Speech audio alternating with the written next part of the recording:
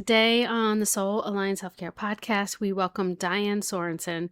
She's a boundary and empowerment coach and the host of the Chaos to Connection podcast. We are talking about why boundaries aren't about controlling other people. They're about respecting yourself. We cover the hidden exhaustion of people-pleasing, why keeping the peace actually leads to resentment, and how to set boundaries without guilt or over-explaining. If you're tired of managing everyone else's emotions, this one is for you. Let's get into it.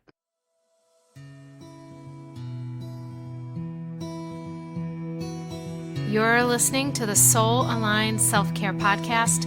I'm your host, Tina Stinson, and I had a stroke at the age of 39 from stress and burnout that shook my world. Now I'm laying it all out, the deep level self-care practices and mindset shifts that I needed that kept me healthy, balanced, and thriving.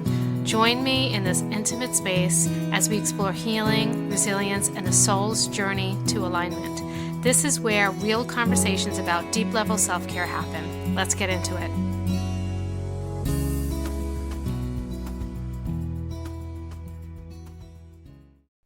Hello, and welcome to the podcast. I'm so excited to have you here today, Diane, and talking about one of my favorite topics, boundaries. Mm. I love talking about that, and among other things too. Mhm. But just to start out, so that the listeners can get a feeling of where you're coming from. You're an empowerment coach, which I love. Can you tell me what was the path that you took to start doing empowerment coaching?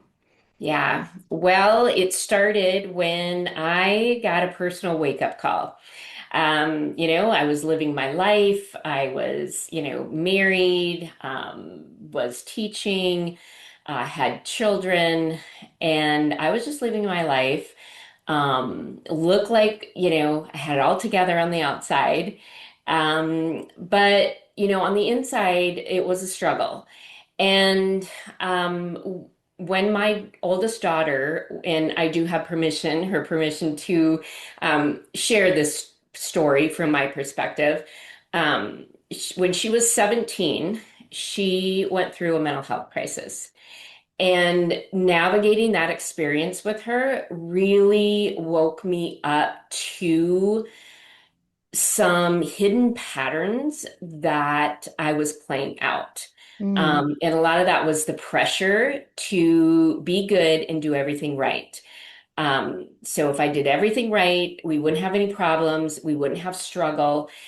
And in that, what I unknowingly was doing was just trying to fix all of the struggle, all of the problems. And she will tell me now today that, yes, I tried to tell you, but you weren't, I couldn't hear it because yeah. I thought, oh, I just have to fix this and then it will be good.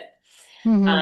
And when it came to the point of I could not fix it anymore and I couldn't look away and I had to really come to terms with looking at the truth. I couldn't perform anymore and be like, oh, nope, everything's good here. Everything's good. We're fine.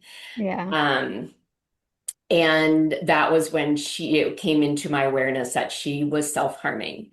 And so, again, going through that experience with her really had me owning these patterns of pressure to be good and do everything right and perfecting everything and looking good and untangling all of that. And that led me into um, getting trained, and it really led me into curiosity too of, Hmm. how did we get here and how does this happen and how, I'm really fascinated now with untangling Hmm. behavior from the emotion and what's really going on. Um, and so that had me learning more about relation-based um, living, I guess, how to approach parenting from a relation-based approach, and in also in my classroom. And so it was a really great way for me to practice um, more relational skills rather than managing behavior. because that's what Yeah. I had learned. I had learned managing behavior. Um, and so I started doing that. I brought these concepts into my home, but also into the classroom. Um, and it just made a huge difference. And what the biggest takeaway from that was that when people would visit the classroom, they knew it was different, but they couldn't articulate it in words. But what they would say is it feels different. It just, the environment, the culture felt different, safer, more Yeah. pathetic.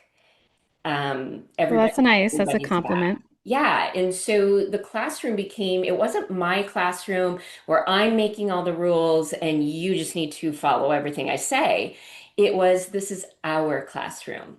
And how do you want our classroom to run? How do you want to feel when you're in this classroom? And then, Hmm. what things would help for us to feel that way? And so I did all of these things. And then from there, I started to have people ask me if I would work with them personally, outside of Hmm. the education system. And so I started doing a little bit of that. And then it was like, okay, I have to make a choice here. I can't do both. Yeah. And my soul was really pulling me, calling me to do the personal coaching. And so then I went and got a certification for coaching, and that's what I've been doing ever since. And That's yeah, cool. as That's a I cool pathway. continue to grow myself, I walk beside others as they discover their own truth. Um, yeah. So from your experience, you said something a while back that piqued my interest because you were like, you said, how does that happen? And I'm curious, what do you think are some of the main causes that make people behave that way? We're trying to. Yeah, I think it's cultural beliefs and Hmm. expectations that are absorbed into your family systems. Hmm. And then the family system it runs on these expectations, these things, and perfectionism. And my mother was I really sensed from her that appearance meant everything. Hmm. It wasn't so much, it didn't really matter who I was. What really mattered was how people perceived me. And I think when I think back to my mother's generation, Hmm. um, she was surviving as a woman because in Yeah. her generation, women had very little rights. They Hmm. couldn't have money of their own. They couldn't own their own property. Um, so they had to have a man in their life. Yeah. And I always remember this is so ingrained in my head where she would sign her checks by my dad's name, Mrs., then my dad's Hmm. name and their last name. And so her identity was being a wife and a Hmm. mother. And she had to uphold that because if That's it didn't how go she was. well, she was out on the street. I mean, Yeah, that's this how she was truly was keeping herself alive. survival. And Yeah. so those patterns just play out in our nervous system organizes itself Hmm. around this and they become automatic. We make Yeah. assumptions in our childhood through experiences we have, we make them mean something about us. And then those assumptions get buried in our Hmm. subconscious, and we go about life as if they're just the facts of life, you know? Yeah. And so I went about life proving myself. And I will say that fear was a constant companion of mine. Everything I was built on, like every decision and every action, although I wasn't aware of it, I can tell you this now, that it was based on what are other people going to think, you Hmm. know? And so yeah, and then even though I said I'm not going to do it like my parents did, I'm not going to be my mother, because I knew something about that didn't feel good, and I'm going to do it differently. And it looked different on the outside, but on the inside, those same pressure patterns to be good, to do everything right, still played out. Um, Yeah. and Yeah. I think the other big thing that was missing was emotional availability. Because in my household growing up, it was harmony at all cost. Upset was not an option. Hmm. Um, and so I learned how to suppress those emotions, Yeah. really disassociate and disconnect Hmm. from, the body because those emotions are painful. But what I learned was just because you don't pay attention to them, they don't just go away. Yeah. They are held in our nervous system, in our Hmm. tissues. And again, then we play out ways of, not having to feel any of those things. I mean, I didn't know that's what I was doing. But for example, I was a busybody. I mean, I was busy all the time. And I didn't even realize that. And I didn't realize how exhausted I was until this experience happened with my daughter. And it was like I just had to stop. And Hmm. again, I had to tell the truth that, okay, we're not actually this perfect family that I make us out to be. And I realized when I didn't have to do that anymore, when I didn't have to hold that and perform that, which I didn't know I was performing. It wasn't a conscious thing, but Yeah. that's what I was doing. How much energy it took to uphold this outward appearance of having it all together. It was Hmm. completely exhausting. It's completely exhausting. It's when you're acting out of alignment with yourself, in that way, it's so much work. It's so Yeah, much and that's work. a great way to put it, out of alignment. I wasn't Hmm. living from my truth. I was Hmm. living from my patterns of survival. Yeah. And those were it was a learned way to live. And I Yeah, think it's definitely a generational thing. It's definitely, a result of the patriarchy.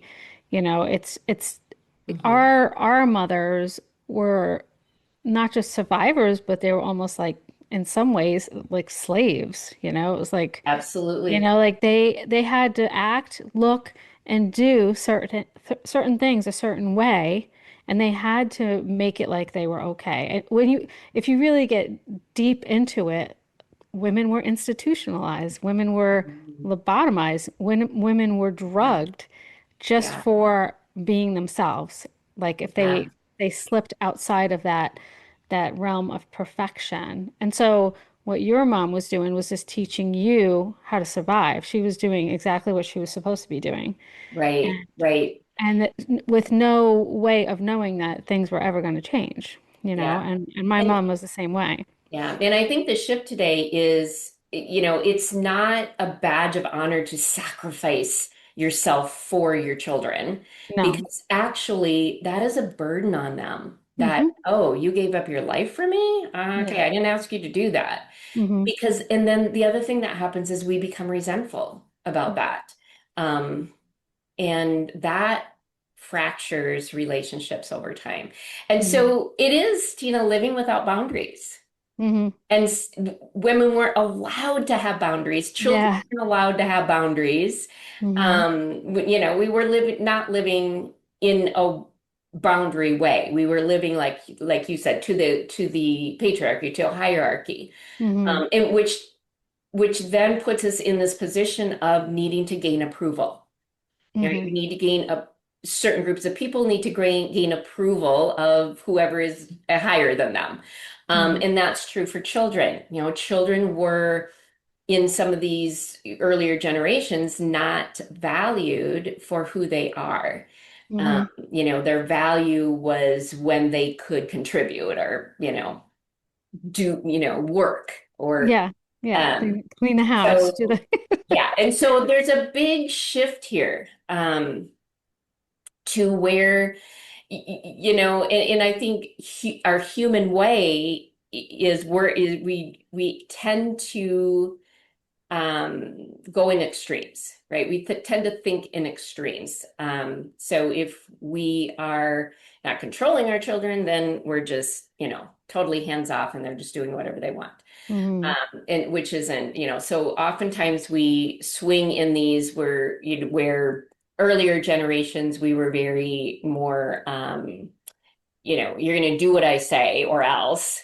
Yeah. And then we shifted to, well, if you're not going to do what I say, then I'll just do it for you.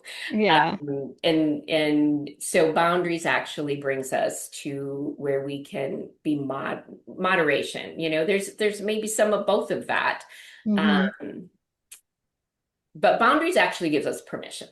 The permission Yeah. that we were never given before in our lives or in earlier generations. It gives us permission to take care of ourselves. Yeah. So tell me, when you first started realizing, this, and then you started creating boundaries for yourself, what are some of the things that became like what is one of the biggest aha moments that you experienced yourself when you started making this shift? Yeah. And so when like I said, I started, building these relationship-based practices, but one of the things I was very confused about was boundaries. I was hearing boundaries and boundaries and finally one day, and I think this is very powerful too, when we can see what we don't know. It's like, Mhm. oh, I don't think I actually know what boundaries truly are. Hmm. Because I was thinking, like a lot of other people, that, oh, I set a boundary, and that means, telling you what you can and cannot do. And then you have to hold my boundary. Yeah. And that's control. That is not Yeah. boundaries. Yeah. So the biggest so then I started researching boundaries, and then I found a coach that I could learn boundaries from, and then I got certified in boundaries because it was so fascinating to me and liberating. I thought, oh, this is what I want to do. This is what I want to help women with. Hmm. And so the biggest shift for me was understanding that boundaries is knowing what is okay with me and what's not okay with me, and what I am going to do or not do to take care of my own okayness. Hmm. And so that was the big shift. It was, okay, I know what's okay with me and not okay with me. And I'm telling them what is okay and not okay with me and what they should do. But actually, it's me taking ownership Hmm. of the my own experience, how I Yeah. want to feel, what I want to experience. And it's so powerful because we actually have the power to create our own experience. Exactly. And I think one of the biggest things for me when I was going through that myself was, um, and when I work with other people with boundaries, the biggest thing that they struggle with is the fact that no, setting boundaries isn't about, like you said, telling somebody else what you want to experience and then it's up to them to do it. I was like, no, boundaries are 100% your responsibility. It's your job to, decide what the boundary is, and then it's your job to, hold yourself to that boundary. What's the consequence if that's not what you're experiencing? And it's your job, 100% your responsibility to, you know, follow through with that Yeah. consequence, Yeah. And that's one of the biggest things that I help women with is how to Hmm. maintain those boundaries. Because the easy Yeah. part is setting the boundaries, but to Yeah. maintain them can be emotionally uncomfortable because Yeah. we're not Yeah. used to that. Here's It's what we're used to very often uncomfortable. is keeping the peace, Yes. going along to get along. Just don't Hmm. rock the boat, don't upset anybody, make everybody happy, just take care of everybody else. And boundaries starts dissolving those patterns, and it can Hmm. be very uncomfortable, So uncomfortable for a but lot of people. also very freeing because Hmm. you then are free from having to manage everybody else's emotions, Yeah, to exactly. manage their behavior or their choices. Hmm. Yeah, it is one of the most liberating things I have done in my life. Yes, yeah, I would say the same thing. I always say when I talk about self-care, I talk about two different levels of self-care. I talk about surface level self-care, which would be like, getting your nails done and a massage and eating well. And then I call it deep level self-care, which is setting the boundaries and maintaining your own boundaries and doing those things for yourself to, keep yourself aligned and happy. And whenever I would do boundary work with women, I would always say, this is the hardest part. This is the hardest part, maintaining the boundaries. I was like, but as soon as you start to experience the freedom that you get, the relief that you get, I was like, it's infectious. It's Right. infectious. And here's the choice. We can, we keep the peace and all that stuff because it feels safe. It's a false sense of safety. It's actually Hmm. relief. But here's what we trade. We trade short-term relief for long-term resentment. Hmm. That resentment will come when you are rejecting your own needs and wants or suppressing them. Um, and and so to actually have connected relationships, and that is a real passion of mine, is to build connected relationships across generations. Um, and a huge part of that is that we need to know how to set and maintain boundaries so that rather than short-term relief for long-term resentment, we turn that around and do short-term discomfort for long-term connection and fulfillment. Yeah, and I would go as far to say that you're not experiencing true connection when you're living that way because you're not being yourself. No, it is That's like, disconnection. And, yeah. and I think that is the state of our world right now is really revealing how disconnected we all are. And Hmm. really, I think this is the work that we really need to come back to and doing our own work, which, the micro to the macro, um, Hmm. I think is how we change the world. Yeah, that was this was a while ago when I went through this, but in my 40s probably, and um it was a long road. And one of the I would say the second lesson, because I was like a award-winning people pleaser. Like Oh, me too. I I was mastered it. I was in such survival mode for so long. It was so long. So I was so disconnected with myself. I had to be very intentional to like create that connection again. And I did it, you know, probably over a 10-year period, I would say. It was just like a metamorphosis. But one of the things I realized probably like halfway through was that there were these things that I was like labeling myself like, oh, you're very sensitive because you want to experience this, or you have high expectations because you want to experience this. But I finally came to the realization that my experience is my experience. And whether I'm sensitive compared to it's like sensitive compared to what, you know? So sensitive compared to what societal's expectations of me as a woman, which is those expectations are horrible to begin with. So I was like, my experience is my experience. And I don't care if somebody thinks I'm sensitive. And I don't care if somebody thinks I have high expectations in relationships. I was like, this is where I'm comfortable. And it's not my job to light myself on fire to keep somebody else warm, you know? And so Mm, it's just, mhm. that realization, that took a little while for me because I was actually setting boundaries, still trying to keep somebody else comfortable. I was still trying to keep somebody else Yes. comfortable. And I was setting boundaries from that point of view to a degree because I was making excuses for my own behaviors. And then as soon as I accepted my behaviors as this is just the way I am, this is me, and there's nothing wrong with that, that's when the real magic happened. And I think sometimes that is just part of the journey when you're, going through that stuff. Yeah. Yeah, it's so fascinating how even nuanced the self-abandonment is that we do. Hmm. Even, you go on a first date and you try and getting this other person to like you. So, we do all kinds of stuff to, um, get this person to like us. And we kind of forget that, oh, I can choose. I can choose what relationship I want to be in. Hmm. But we'll do things like just small things like laughing at jokes we don't really even find funny or we Yeah. don't even get. Or,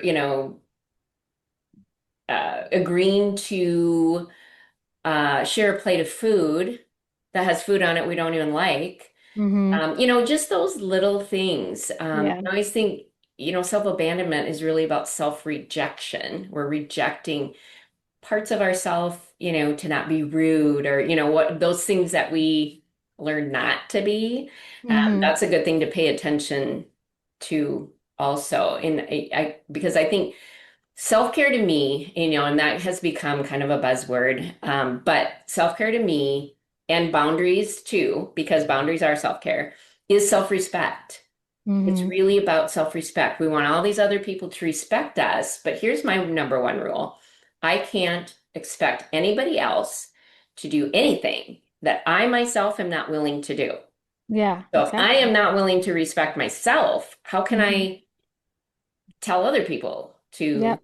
respect me? So we do Yeah. teach people how to treat us. Hmm. And Yes, exactly. boundaries are the tool we use to let people know this is how I expect to be treated. Yeah, and sometimes that's the beginning of your journey is setting boundaries with yourself and honor and learning how to honor those boundaries that you've set for yourself, no matter how small. And Yeah, sometimes that's as far as I'm concerned, sometimes I think that should be the first step because yeah, if you can't have respect for the boundaries that you're setting, and I remember learning this lesson from a business point of view. I used to sell real estate. And you have to, when you're self-employed, you have to like draw these lines. You have to have these boundaries. And in real estate, you're working on 100% commission. And so if you don't make a sale, you don't make any money, right? So it's hard to turn the phone off. It's hard to spend time doing other things when you know that like you're getting a call in or whatever, something's happening. And it's a very hard part of selling real estate. And I remember getting to the point where I was like, I set a few boundaries with myself because I was like, otherwise I'm just gonna get burnt out. So I was like, anything after 7 p.m., like I had a message that was like, I don't answer the phone after 7 p.m., leave a message, I'll get back to you in the morning, like end of story, right? But like the phone would ring and you would look at it, and I was like, that's the boundary that I need to respect for myself. Because if I answer that phone and that one person figures that out, that I'm not going to respect my own boundary that I set, nobody else is going to respect that. And that was just like the perfect metaphor for just life in general. And that was when one of the times when I started to set these boundaries and how good it felt to have them. And just telling people I had 3 kids, I was a single mom. And so I had to make time for my kids. And so anytime somebody would ask me, do you have any time? Like it was so hard to say no because I had to make money, right? But like if I had a children's birthday party or a baseball game, I'd be like, oh, sorry, I have an appointment. And they didn't need to know what my appointment mhm, was. They just needed to know right. I had an appointment. So, Right, and that's the thing about boundaries too, is that you do not have to explain yes. boundaries. Yeah. Right. Well, a lot of times when we say no, that doesn't work for me, we think that I actually do have something else. And if I don't have something else, I can't say, no, that doesn't work for me. But that's one of the things I learned too, is that, oh, I don't have to explain it. And that's Yeah. really uncomfortable too. Yeah, that could be But really here's the uncomfortable. thing I keep coming back to is it's not my job to manage other people's experience of my truth. Hmm. Yeah. That's very true. I mean, that's a very powerful statement because I think, especially as women, definitely some men, but especially as women, it's we're raised to manage everybody else's experience. It's I like we're know. almost like raised to do that. We're Yeah. raised to be the caregiver. We're raised to just do all these things, manage everything, you know? And I feel like it's almost like ingrained in us. Yeah. It's like if Yeah. you're upset, then, oh, I need to do something to make you not upset, Yeah. which Yeah. is not true Yeah. because, yeah, because actually, if I believe that, I will also expect that person to Hmm. take care of, to not upset me, to Hmm. adjust their behavior so it doesn't upset me. And then nobody's actually taking responsibility Yeah. for emotions. And so Yeah. that's the detangling. Boundaries help us to detangle that. Hmm. And that's free. Yeah. Yeah. And I think boundaries are also hard for people in the beginning when you're first starting, because well, they think to themselves, well, what if this person doesn't like that boundary, you know? And I used to always say, well, if that person doesn't like the boundary, then they were benefiting from you not having any boundaries. And then you have to ask Absolutely. yourself the question, is this person really supposed to be in my life? And I always said it's the right people are going to be around you, and the people who don't respect like what you're doing will just fall away. It doesn't have to be like this big dramatic thing or this big argument or this big to do. It usually just the right people end up in your life because you're aligned with yourself, and the wrong people kind of just fall away. And sometimes it's not even that noticeable. It's just very Hmm. pleasant. And I think that could be really scary for people when they're used to having all these different people in their lives, and maybe deep down inside they know that that person is not going to like any boundaries they have. That could be a very, very scary road to go down. But it's I think that more times out of not, it ends up working out. Yeah. And I think, Tina, too, that's when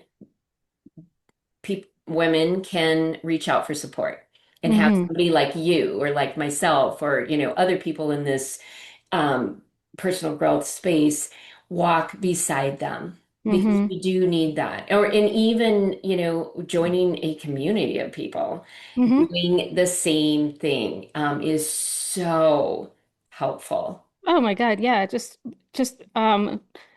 having the support of somebody that's a few steps ahead of you. Like they don't Yeah. have to have everything figured out, but just having the support of someone that's been where you are, that have and then has moved forward in a positive direction is so powerful. Yeah. So yeah, whatever it might be, a community, a coach, you know, um, And a mentor. Yeah. yeah, whatever it might be. Uh, yeah, that was definitely not my experience. I don't know, when I was going through this, I felt very alone. As I said, I was a single mom. I was working full time. I didn't, I was just kind of like going through it and trying and figuring it out as I went along. And I kind of did the same thing as you, as, I was in this one career and then I just kind of moved into what I was learning, and I was reteaching what I was learning. And it was very, very, very rewarding, I would say. Yeah. And I don't think people just decide they're going to be a life coach. When I grow No. up, I'm going to be a life coach. Yeah. We get into it because we've experienced the other side. We've Yeah. experienced um, the not freedom Hmm. of going through life surviving. And we ourselves have experienced coaching or mentoring or whatever support we needed. And that's why we become life coaches, because we've experienced a transformation and know how Hmm. powerful it is that we want to share that. Yeah. Yeah. Also, my goal was also to help someone learn what I learned, but hopefully quicker, you know? Like, Right, right, you right. know, Like back in the day when my daughter was having, uh, challenges, we didn't, life coaches weren't a thing. yeah. Yeah. Um, so when that did come into my realm and I did hire my first coach, I mean, yeah, it was very transformational. Yeah, I agree. I never regretted hiring a coach. It was always helpful. It's somebody sharing, somebody who's already walked the path that you're trying to learn to walk on, and it's just so much easier when you don't have to reinvent the wheel and learn from somebody else. It's magical. So Yeah, yeah. tell me, so this is the work that you do now. Tell me some of the ways that you work with people. Do you work with men and women? Do you work with just women?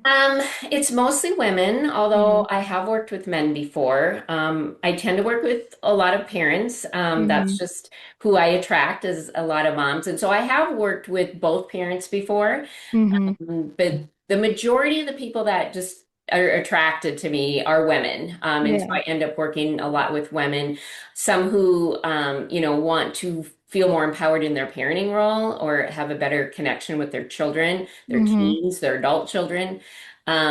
Or those that want to feel more empowered in their partnership, their marriage. And so, those are the kinds of people that I tend to end up working with. Yeah, then when we go through a framework that really helps them to explore and discover the power that they actually do have to create lasting Mm-hmm. change in their own life. So I walk beside them, they do the work, and yeah, it's so um, fulfilling, I guess, for lack Mm-hmm. of a Oh, better word, absolutely. to Yeah. see their energy change from the day Mhm. they start, from the time that they're, walking on their own. And it's just fabulous. Yeah, I agree. It's really good work. And I and really then enjoy from it. there, of course, is the ripple effect, right? Everybody Mm-hmm. in their life gets it has is impacted by that. Absolutely. And I think that's a really important thing to bring up because I don't know, as a mother, I don't want my kids to be people pleasers. I don't want them to, you know what I mean? I want them to learn, and they do learn. Like you don't have to be teaching them for the learn. They are mimicking you. They're watching Right, everything. And I always say children are as smart as they are when they're born, as when they're an old lady or an old man. They just are less experienced. So they're completely in tune to what's going on. They're completely aware. And um that's something I learned like being a single parent. Like you're in the trenches 100%. You have no one in there with you. And so everything is very, very apparent. And I realized, yeah, my kids are like, they're paying attention to every little detail of what I'm doing. And I want to be the kind of mom that they look at and they're proud of, that the kind of mom that stands up for herself and knows who she is and what she wants in life, you know? And so when I was on my boundary journey, it had a lot to do with my kids. And I always bring that up when I'm working with someone. This has such a positive effect, not on just your kids, but even like your partner, sometimes even your parents. It doesn't like just all the people in your life. It has a yeah. positive effect on them. Yeah, same for me. I didn't get into this to make for me really at first. It was for my children. Mm-hmm. And I knew it was my work I needed to do for them. Mm-hmm. And even today, I do this work again to create another way for future generations. Mm-hmm. Yeah, and when you have, and like you said earlier, when you have that very honest relationship with yourself and you create much more authentic, honest relationships with other people. And Yeah. so when you do this type of work, your relationships deepen so much, you know? And um, that was another thing that we didn't talk about when I first started doing this work and realized how much of a people pleaser I was. Most of most of the friends that I had, I'm not friends with anymore because I wasn't even myself. And it got to the Hmm. point where when I Hmm. started honoring myself and really being authentic, I had nothing in common with these people. All I was doing was morphing into the person I thought they wanted me to be. So I was just like this different person for everybody. So they weren't doing anything wrong. I was the one that was just like trying to please everyone. And when I came to that realization, it was really, that was a little hard for me because I was friends with some of these people for 20 years.